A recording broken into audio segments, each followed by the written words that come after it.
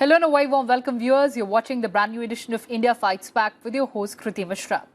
The Union Health Ministry on Tuesday expressed concern over reports of people flocking to hill stations and other tourist destinations in large numbers. The ministry said people need to understand that the fight against COVID-19 is still underway and hinted at another lockdown if COVID-appropriate behavior is not followed. Photos are coming in from places like Manali, Shimla and Mussoorie of massive crowds roaming around with no face masks. The ICMR chief said that instead of focusing on waves of infection, people should turn their focus to preventive actions to curb the spread of the virus. Officials cited an online survey involving 33,000 respondents, indicating gross violations in terms of use of masks and physical distancing. The survey shows that 69% respondents were not complying with proper use of masks, whereas compliance to physical distancing norms were completely missing in 63%, while 24% showed limited compliance. Only 11% said they fully comply with physical distancing norms. And to discuss the way ahead, I'm joined by Professor Narendra Kumar Arora, Chairman, COVID-19 Working Group of National Technical Advisory on Immunization, and Dr. Seema Sahai, Scientist G and Head Social and Behavioral Research Division of ICMRI and NARI Pune. Welcome to Sunset TV, both of you, and thank you so much for joining us. And Professor Arora, coming to you first. We saw pictures of crowds at shopping malls and markets. The same mistakes are being made again. Roads leading to Himachal Pradesh saw congestions, bringing traffic to a standstill. As states unlock the localized lockdowns, what is your biggest worry, sir? This is a very serious issue, and this behavior is an open invitation for the so-called third wave.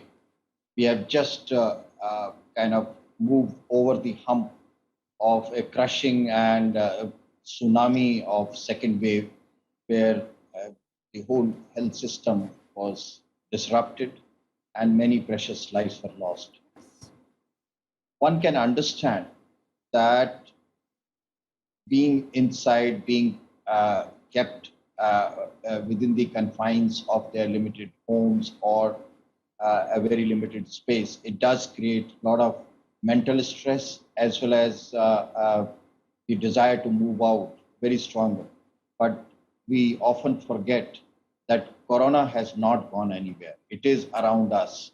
Even today, several states, several districts continue to report very large number of cases, and test positivity rate is more than 10%. As I understand, there are almost 50 or 60 such districts in the country.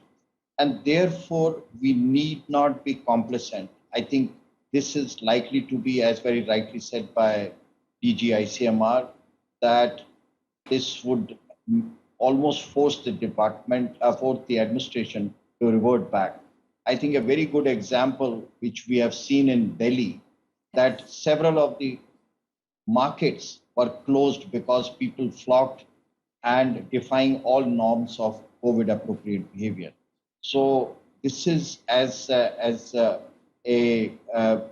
responsible citizen, it is the responsibility of all of us that we must religiously follow. Otherwise, we, our families, our nears and dears will again get into the trap of the Corona wave. Yes. And I must also say here, emphasize that Corona variants keep on occurring rapidly. Corona is it keeps changing its face and characteristics. And new Corona with this kind of irresponsible behavior is likely to attack us, and all these predictions of a third wave coming in next few weeks is likely to become true. Therefore, it is important for all of us to be vigilant. But equally important is, I think the administration also has to take a very tough stand on this.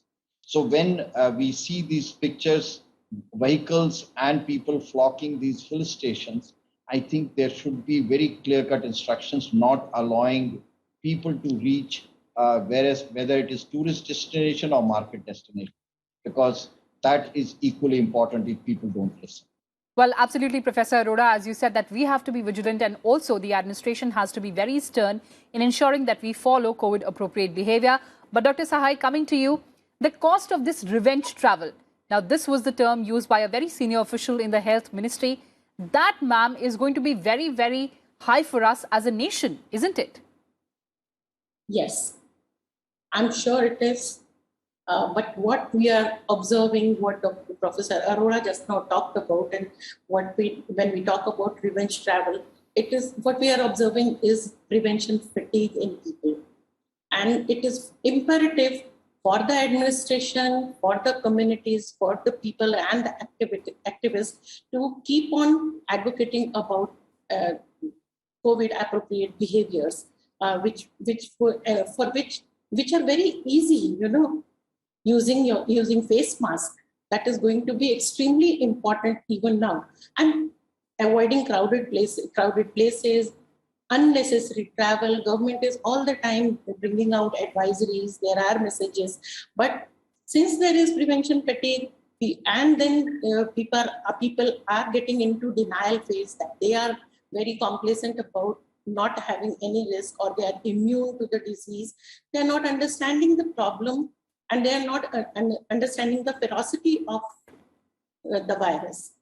So it's going to be extremely costly. We are talking about next wave of corona. And here, if people are going to people are not going to change their behaviors, they are not going to adhere to the COVID appropriate behavior, it is of course going to be a costly thing for the whole humankind itself. Absolutely. So it's going to be a heavy price that the entire humankind is going to pay. But Professor Arora, talking about India and the lessons that we need to learn, which are the other countries that have already experienced the third wave of COVID-19, and what do we have to learn from them? So I would give example of UK is the best example, where now they are facing another wave because of the Delta wave. They had a very disruptive corona outbreak during December, January, and February. Again, their health system was really shattered at that time. There were no beds available in UK, I'm talking about. There were a large number of deaths. Now, thereafter, the vaccination has picked up. Now, this vaccination by itself has given complacency. So, as I understand, I talked to somebody from UK. They are having anywhere between 50,000 to 100,000 cases every day. And again, there is an outbreak because of the Delta variant. I think this is a human behavior issue, and we need to really think it in a socio-behavioral manner, that how I like this word revenge travel, that people get fatigued because of the preventive methods, and they just want to get out, as if jail se choot ke bhage hain. And the whole important dimension is that there needs to be all around a very comprehensive approach. So while it is easier said than done that the administration should put in stern action, which is very important, it will be. But within the households, within the communities, we need to bring in those interventions. People understand that this behavior is damaging for everybody. Now, many of us become complacent because we have received 2 doses of the vaccine and we think that now we are protected. The problem is that with the current vaccine, the infection is not prevented.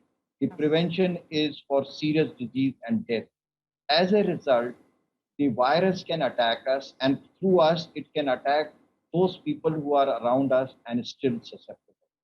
Similarly, many of us who get infected once, they feel now they can be free and they can sort of give up corona appropriate behavior. Again, it's the same kind of thing, that breakthrough infection or reinfection, even in those who have been infected before, can occur.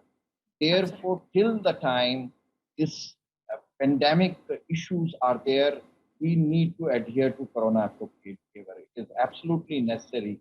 And I'm sure Dr. Sahai can give us some tips that how socio-behavioral approach is adopted in the community so that we continue to adhere to corona appropriate behavior and also try to kind of mainstream our lifestyle, that in a sense that we get back to our routine activities, but in a preventive manner. Absolutely, sir. But I quite like the analogy that you used कि jail से छूट कर भागे हैं. We need to realize that it wasn't a jail, it was our own home.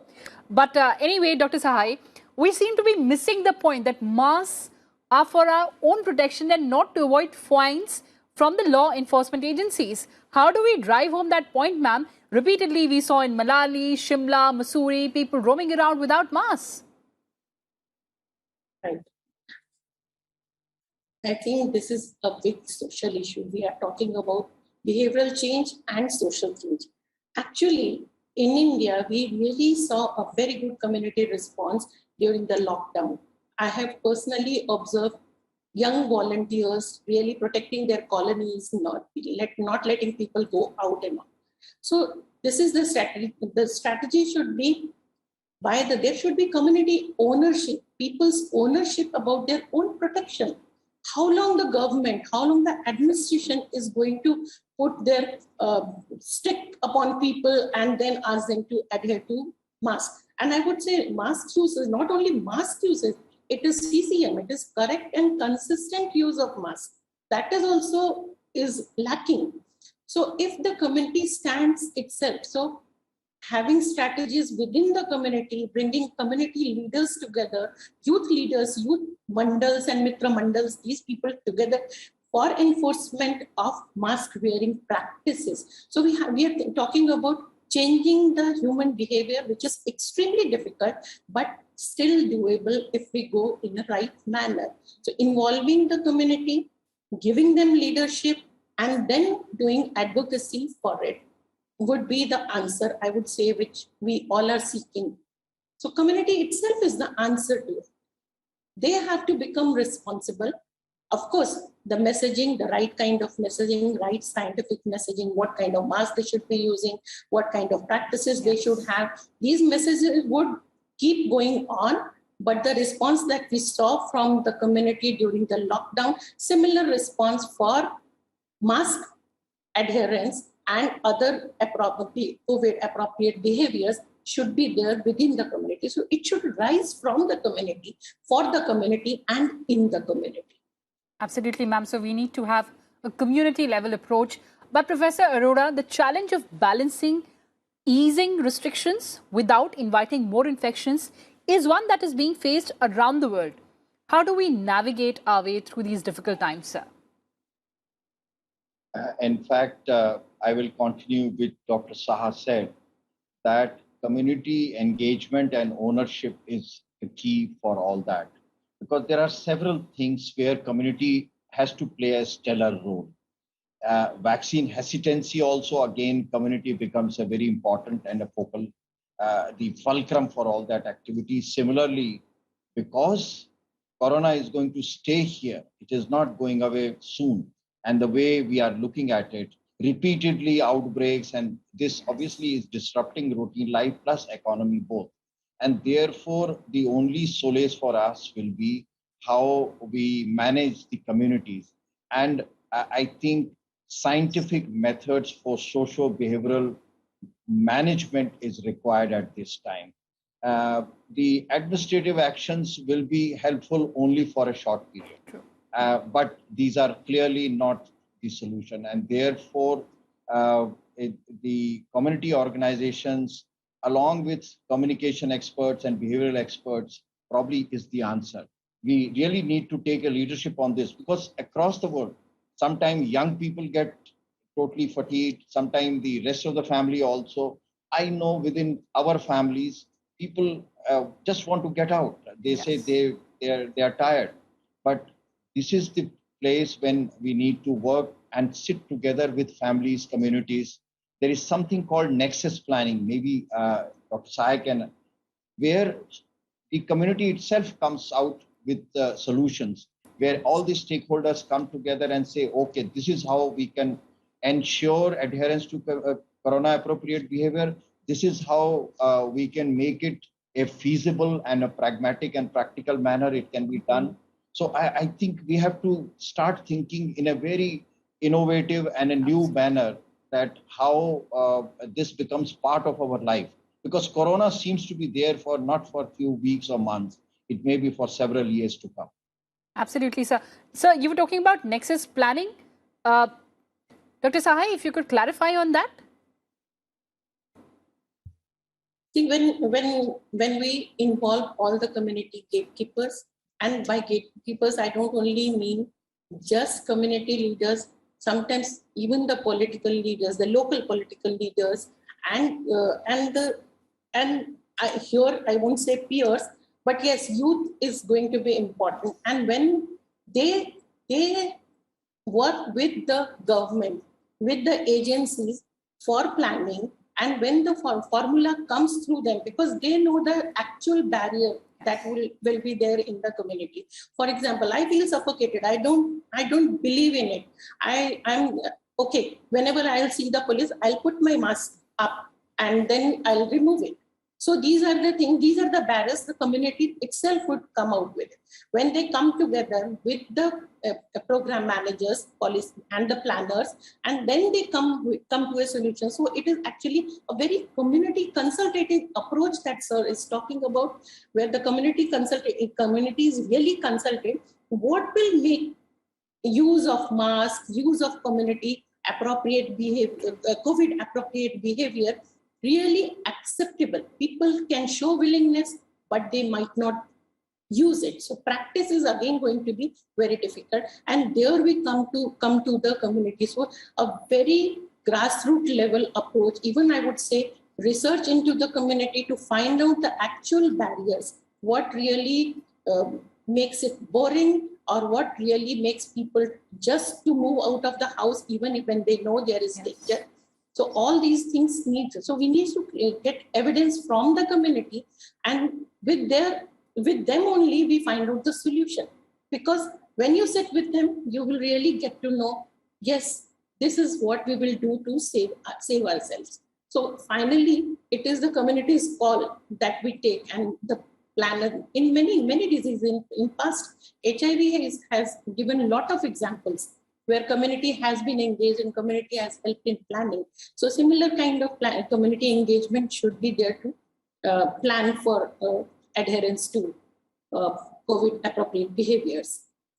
Also, Dr. Sahai, if you could give us quick tips on the appropriate use, storage, cleaning, and very importantly, disposal of our masks. There have been many research papers that are talking about various kinds of masks that can be used. But for the community, for general community, cotton masks are actually recommended, but it should be multi-layered, at least 3 layers of cotton mask, and cotton hybrid material has also been recommended, like cotton chiffon or cotton silk as the first layer, and the second layer should be very hydrophobic layer. First layer should be hydrophobic, second should be hydrophobic, so that they can repel something from outside, all the droplets that comes from outside. And the last layer, inside layer, should be really hydrophilic, which can absorb whatever is coming out of our breath when we are speaking or talking or coughing or sneezing. So that's the kind of mask. So cotton masks are very good masks. But it has to be used very consistently and very properly. It should not be hanging down the nose, hanging down your chin. Or hanging down your ear. So it has to be covering your mouth. It should be covering your nose. So it should be a little fixed. Little tight, fitted on your face, and that can be used. And these are washable masks. So every day the mask should be washed with warm water and soap. That can be. And there are other masks also, medical masks, N95 masks, which is actually recommended for healthcare providers or people who are really at risk of acquiring the disease. Absolutely, ma'am. And since we're talking about the concerns... Kirti, can I ask a question to Dr. Sahai? You have Please, Professor Arora, the floor is yours. Go ahead, sir. Yeah. So, Dr. Saha, the girls wrap their dupatta around their face for various reasons. Can that kind of approach is also effective and can be made part of corona appropriate behavior and masking? Because that becomes quite culture appropriate and it is being practiced on its own volition, whether it is girls or some in rural areas, men also do that. Dr. Sahai, over Sir, to you. thank you, sir. So women have been using those masks, but there has been no study. So I cannot concretely say whether those masks will be safe masks. But as I said, evidence has shown that at least three-layered mask, cotton mask is useful in preventing the disease. All right. So since we're talking about the concerns of the third wave, Professor Arora, children, we've been talking about whether they're vulnerable or not. But how soon do you think India can expect to vaccinate its children? So that's a very important and interesting question, that when can we vaccinate our children? There are efforts going on at 3 levels to see that our children can be vaccinated at the earliest. One is the Covaxin trial for children between the age of 2 years and 18 years has already started. We are expecting the results somewhere in October. And so that by the end of this year or first quarter of the next year, our children, that though on the basis of those results, should be possible. Then the DNA vaccine, Cadila-Zydus vaccine, has also done a study on 12 to 18-year-olds. And I think those results should be available sometime within the next 4 weeks or so. So at least school-going children, not primary school, but older children between 12 years and above, they may become eligible depending on the results we see from there. And third thing is that we are waiting. We have been hearing about some of the mRNA vaccines like Moderna, Pfizer, and our own Indian mRNA vaccine is also in the offing. These vaccines have been used in children between 12 years and above. And I understand that there is a trial going on for children 4 years and above also. So there is a global movement. And within India, I think there are these studies going on. And it appears that certainly by the end of this year, in October, last quarter or first quarter of next year, our children will benefit from this very important intervention tool for corona. All right, sir, let's be sanguine about that. But before we sign off, time for closing comments from both my guests. Professor Arora, first to you. Ways to avert the third wave in our country. So today, in fact, I think it was a very learning discussion. And what we are clearly coming around that just administrative steps alone are not going to help. Yes. We need to take the psychological, social, and behavioral dimension of human behavior so that we encourage our communities, individuals, family members to adhere to corona-appropriate behavior. And this needs, in a very systematic manner, we engage different sections of the society who come up with solutions. We may have culture-appropriate solutions available and which can be more easily implemented. Right, sir. Dr. Sahai, closing comments, ma'am. I think I would appeal to the community to rise and respond to the need right now. So because we are looking towards the future and we need to save people. And for that, community has to become extremely responsible. So corona appropriate behaviors are a must.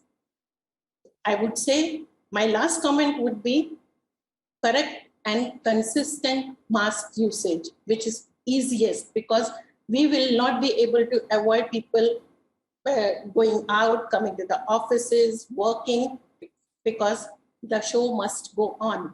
So community has to take the responsibility. The show must go on and the community has to take the responsibility. With that extremely insightful line, let's wrap up the show. Thank you so much for joining us, Professor Arora and Dr. Sahai. Well, viewers, that's all we had for you in this edition of India Fights Back. But before that, let me remind you once again to stay safe from the coronavirus pandemic. Remember to wear your face masks and observe social distancing whenever you're stepping outside. These simple precautions are all it takes to defeat the pandemic. Take very good care and goodbye.